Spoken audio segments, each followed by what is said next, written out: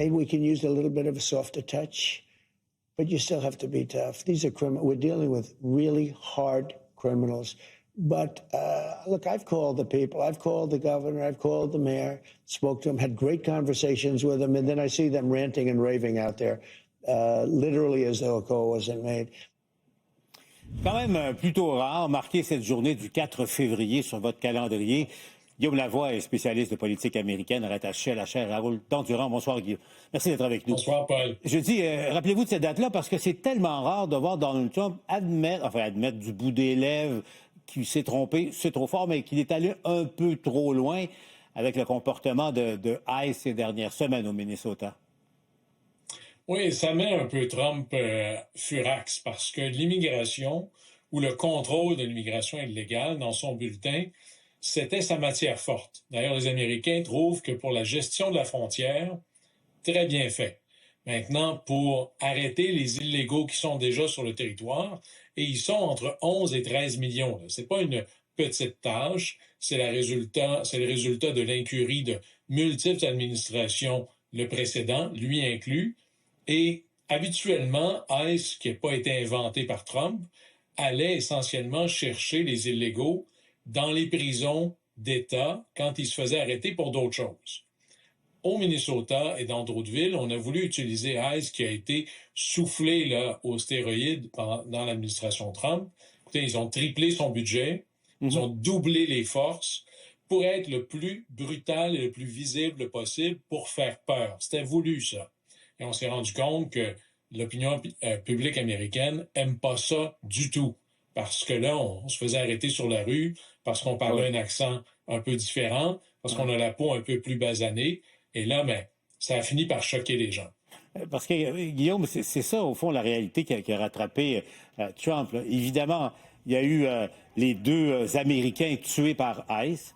Il y a l'arrestation qui a choqué toute l'Amérique de ce petit gars, Liam, de 5 ans. C'est comme si on pouvait arrêter. Qui peut accepter qu'un pays, qu'une police arrête un enfant de 5 ans? Alors, tout ça, ça a fini donc par rattraper Trump. Et Guillaume, on le voyait là, sur Fox News, la télé amie de Donald Trump, ce sondage-là. Trump adore Fox, il écoute toujours Fox. Et là, 60% des Américains qui critiquaient son gouvernement. C'est là où ça fait mal à Trump? Beaucoup. Il y a aussi le fait que ça commence à avoir des impacts dans l'économie. Et à un moment donné, il y a l'hypocrisie de la chose qui va finir par sortir. Dans le monde agricole, les illégaux, c'est jusqu'à 40% de la main-d'œuvre. Le monde agricole, c'est une base républicaine importante. Là. Il y a bien des patrons qui la trouvent pas drôle parce que ça, Paul, il faut le rappeler. Nous, si je vous parle de gens illégalement sur le territoire chez nous, l'impression qu'on a, c'est qu'ils habitent sous des ponts. Aux États-Unis, ces gens-là ont des maisons, des appartements, leurs enfants sont à l'école, ils ont des emplois, ils paient des impôts. Donc, en gros, on a développé quelque chose en regardant à côté et ça arrangeait tout le monde, à commencer par les employeurs. Là, ça commence à être plus compliqué. Et Trump fait ce que font les bonnes administrations au plan politique et ajuste le tir. Sort le commissaire en chef, l'envoie, le déporte au sud, il est rendu en Californie, amène l'adulte dans la pièce, qui est M. Hogan, qui est le tsar de la chose, qui est reconnu comme compétent sur la chose, même Obama, parce que M. Hogan a fait ça depuis longtemps, Obama il avait donné une décoration pour son travail, et en gros, on annonce qu'on va enlever des agents, 700 agents de ICE du Minnesota. Ça a l'air beaucoup, mais il en reste encore 2300. Donc, on va avoir une approche. C'est comme si je vous disais, changez un petit peu ce que je mets dans la vitrine, mais le magasin est encore le même. Autre dossier qui embarrasse toujours Trump, c'est l'affaire Epstein qui n'en finit pas de revenir le hanter à son grand désespoir. D'ailleurs, revoyons ça, là, il s'en est pris encore hier soir à une femme journaliste, Caitlin Collins de CNN. But I think it's time now for the country to maybe get onto something else, what would you say to people like who feel bad about healthcare, injustice, Mr. President? something that people care about. Yeah, what did you say? Go ahead, CNN. What would you say to the survivors who feel bad about You are the worst reporter. No wonder CNN has no ratings because of people like you. You know, she's a young woman. I don't think I've ever seen you smile. I've known you for 10 years.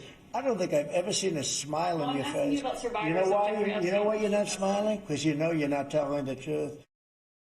Et c'est pas la première fois qu'il s'en prend des femmes, Guillaume, comme ça. Disons que ça a brassé. Mais bon, Trump n'a pas été incriminé lui-même directement encore, mais ça lui colle. Il dit c'est le temps de tourner la page. Mais Guillaume, tu as vu ce que la gouverneure de New York a écrit. Là, on a beau tourner la page, c'est que la page suivante, le nom de Trump apparaît toujours. Et à chaque page qu'on tourne, c'est aussi ça. Oui, le nom de Trump est celui qui est le plus cité de tous dans les dossiers. Et à chaque jour, comme ils ont publié ça d'un coup, 3 millions quelques pages, à chaque jour, vous pouvez imaginer que les gens vont finir par trouver d'autres choses un peu croustillantes. Et ça fait mal à Trump pour 2 raisons. D'abord, le mensonge éhonté. Lui a fait campagne en alimentant l'idée qu'il y a une conspiration des élites et que c'est pour ça qu'on ne sait pas la vérité. Maintenant qu'il est au pouvoir, il est celui qui est le plus sur les freins et ça a pris une loi pour lui forcer la publication. Là. Ça fait pas de lui un pédocriminel. Ça fait de lui un menteur. Ça, c'est pas nouveau en soi. L'autre chose qui lui fait très mal, c'est que Trump a fait campagne en disant, vous savez, là, en haut, là, les élites, il y a des républicains et des démocrates, il y a des gens de gauche, il y a des gens de droite, mais ils sont tous dans le même club. Leur chicane, c'est un show. Les élites se tiennent ensemble. Et là, ce qu'on se rend compte, c'est que lui, qui a essayé d'avoir l'air de l'insurgé, a pas mal se fait dépeindre comme un membre du club. Et ça le chatouille un peu. Là. Et c'est pas fini. Guillaume Lavoie de la chaire Raoul Londurand. Merci, Guillaume, d'avoir été avec nous au bilan. Mon plaisir.